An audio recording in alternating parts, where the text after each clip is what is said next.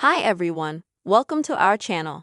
And in this video, I will show you and tell you how you can easily enable voice isolation for phone calls on your iPhone.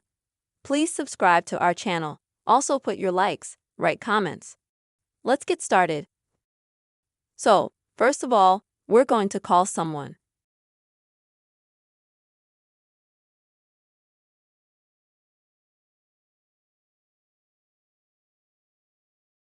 And when we're going to call or we're going to talk to the person on the phone.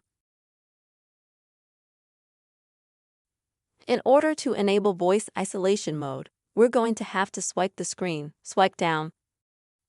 And this is where we'll see this kind of microphone. And in order to toggle the mode, we're going to tap on this microphone.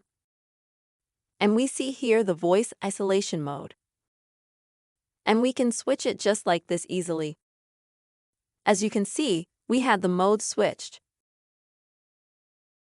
So what is this mode for? Thanks to this mode, iPhone will try to remove all extraneous noises and sounds and leave only the voice of your interlocutor.